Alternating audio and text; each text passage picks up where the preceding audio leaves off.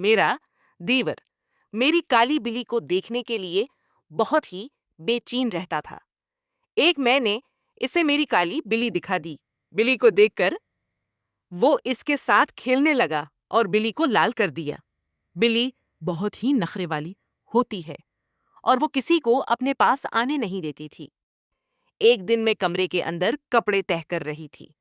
तब अचानक मेरा दीवर व्यूक बगैर पूछे कमरे में आ गया और उसकी नजर बिल्ली पर पड़ आई।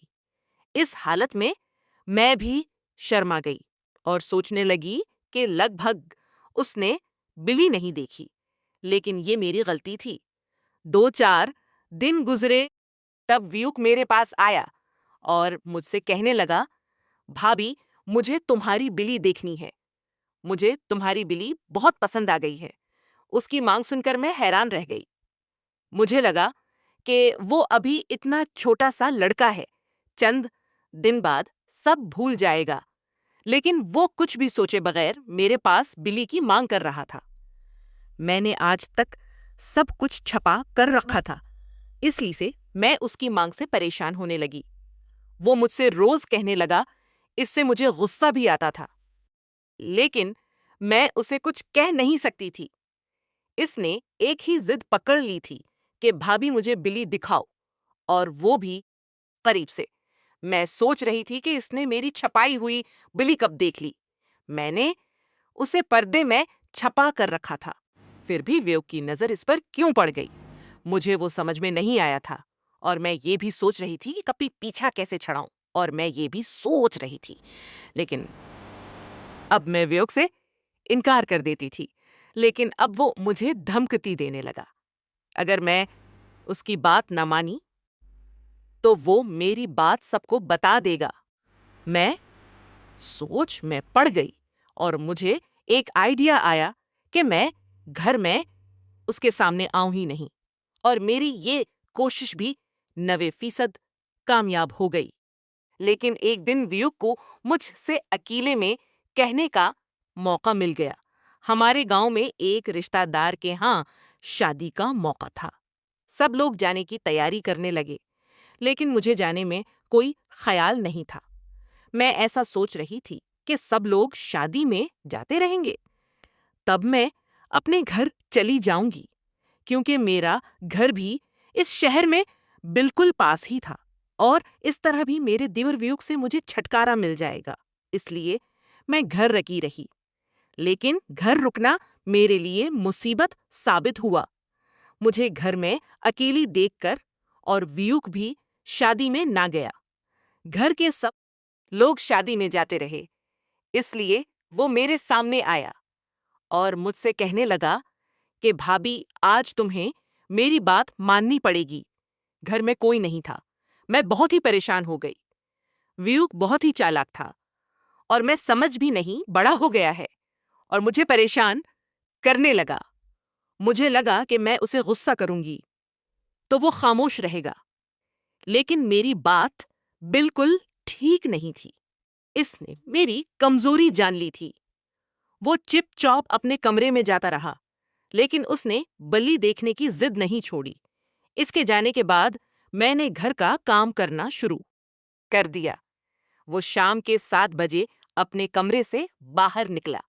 मैं सोच रही थी कि वो जैसे ही बाहर आए, मैं अपने कमरे में चली जाऊंगी, लेकिन वो जल्दी बाहर आ गया।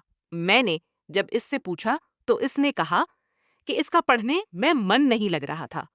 इसका जवाब सुनकर मैं चुप हो गई। मैं जानती थी कि इसका दिल पढ़ने में क्यों नहीं लग रहा था और इसके मन में क्या चल रहा था। इसके मन में बिल्ली के ख्यालात आ रहे थे।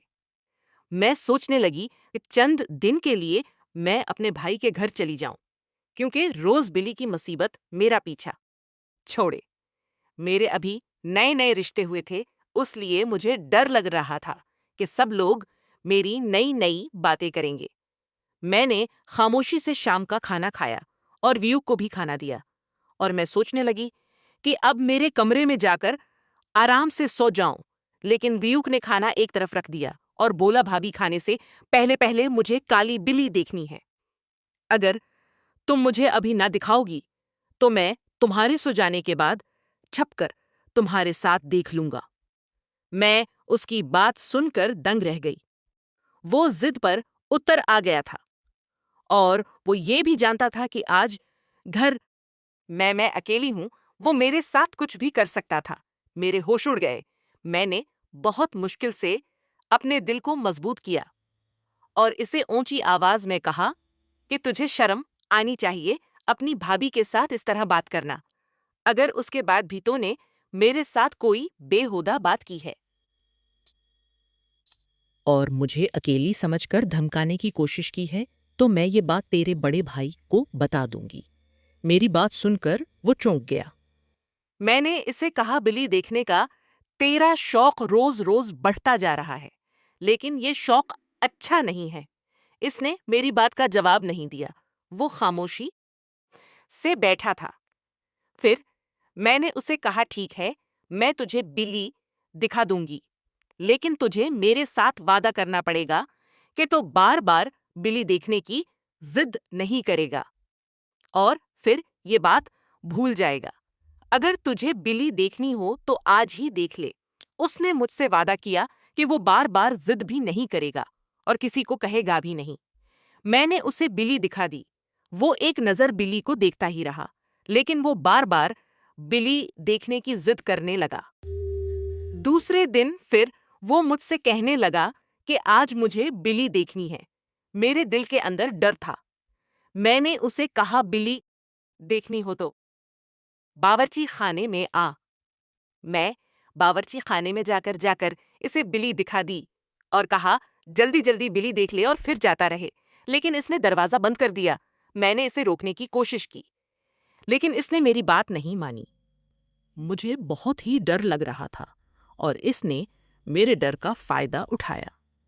इसने मुझे कहा कि बिली बहुत ही प्यारी है और इसने इसे दूध पिलाने की जिद की। मेरा नाम वनेता है। मेरे 2 भाई थे और मैं एक बहन थी। मेरा रंग थोड़ा सियाह था, लेकिन देखने में मैं बहुत ही खूबसूरत थी। बचपन के अंदर मैंने बड़ी हालत देखी थी। 17 साल की उम्र में मेरे रिश्ते विशाल के साथ हो गए। मुझे जहेज में एक ही चीज मिली थी और वो थी मेरी खूबसूरत बिली, जिसे मैंने सबसे छपा कर रखा था। लेकिन मेरी ये जिंदगी का राज मेरे और मेरे देवर के दरमियान था। उसने मुझसे वादा किया था। मुझे हमेशा डर लगता रहा था, हमेशा डर लगता रहा था कि अगर ये बात बाहर आ गई तो मेरी जिंदगी बर्बाद हो जाएगी, क्योंकि मैं सब लोगों की नजरों से उसे कैसे छपाऊंगी। बावर्ची खाने के अंदर वो आगे बढ़ने लगा और मेरी बिली को देखने लगा। वो छोटे लड़के की तरह खुश हो गया था। मुझे एहसास हुआ कि वो अंदर से आज छोटा लड़का है, लेकिन उसका कद बड़ा हो गया है। उसने उसकी हरकत देखकर मैं समझ गई कि वो क्या करना चाहता है। मैंने उसे रोकने की बहुत कोशिश की, लेकिन उसने बहुत जोर से मेरी बिली पर अपना कैमरा सीट कर दिया और फिटाफिट एक के बाद एक फोटो खींचने लगा। उसने इतने सारे फोटो लिए कि मेरी बिली बेहाल हो गई। मैं वहीं बैठकर रोने लगी। 2 दिन बाद जब शादी से सब लोग घर आए तो मैंने अपने शोहर को सब सच्ची बात बता दी और बिली की बात भी बता दी। जब मेरी पैदाइश हुई थी तब मैं बहुत ही बीमार रहने लगी थी। 15 साल तक मेरे घर वालों ने मेरा हर तरह से इलाज करवाया, लेकिन कोई फायदा नहीं हुआ। फिर एक दिन मेरी माँ मुझे एक तांतरक बाबा के पास ले गई बाबा एक अजीब आदमी था। मिस ओटीडी बे इसने मेरी माँ को मेरी बीमारी का ऐसा इलाज बताया कि सब हैरान रह गए। इसने कहा, तुम्हें कुछ बात का ख्याल रखना हो जाएगी। मेरी माँ ने इस बाबा की बात मान ली और एक बिल्ली के साथ रखना शुरू कर दिया। बहुत से लोगों को ये सब अजीब लगता था, इसलिए मेरे घर में सब इस बिल्ली को हमेशा छपा कर रखते थे। मैं भी इस बात का हमेशा ख्याल रखती कि बिल्ली मेरे साथ रहे। जब मेरे रिश्ते हुए तब बाबा ने कहा कि बिली को भी अपने साथ ससुराल ले जाना, अगर ऐसा ना बीमार पड़ जाएगी और तेरा रिश्तेदाराना जिंदगी भी खुश नहीं होगी। इसलिए मैंने इस बिली के बच्चे को छपाकर ससुराल ले आई और मैंने इसे घर में रखा और किसी को पता भी नहीं होने दिया। मैं छपाकर नहीं होने दिया। मैं छपाकर इसे खाना देती थी। लेकिन एक दिन मेरे देवर ने इस बिली के बच्चे को देख लिया और इसने इस बिली के बच्चे के साथ खेलने की जिद करना शुरू कर दी। मैंने अपने शौहर को सब बात बता दी और रोने लगी। मेरा शौहर समझदार और पढ़ा लिखा शख्स था। इसने मेरी बात गौर से सुनी और मुझसे कहा, जिंदगी और मौत सब कुछ ऊपर वाले के हाथ में है। किसी भी मासूम जानवर को इस तरह कैद करना ये अच्छा नहीं कहा जा सकता। हमें अपनी बीमारी का इलाज करवा लेना चाहिए। किसी जानवर को कैद नहीं करना चाहिए। आजकल लोग ऐसा करते हैं, लेकिन ये सिर्फ तोहम परस्ती है।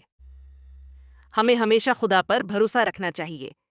किसी भी मासूम जानवर या परिंदे को नुकसान नहीं पहुंचाना चाहिए। दोस्तों, आपको ये कहानी कैसी लगी कमेंट करके बताएं और अगर वीडियो पसंद आई हो तो वीडियो को लाइक और चैनल को सब्सक्राइब जरूर करें। हम फिर मिलेंगे कल एक मजेदार वीडियो के साथ, एक अच्छी नई वीडियो के साथ। तब तक आएं। वीडियो पूरा देखने के लिए आप सबका दिल से बहुत बहुत शुक्रिया दोस्तों।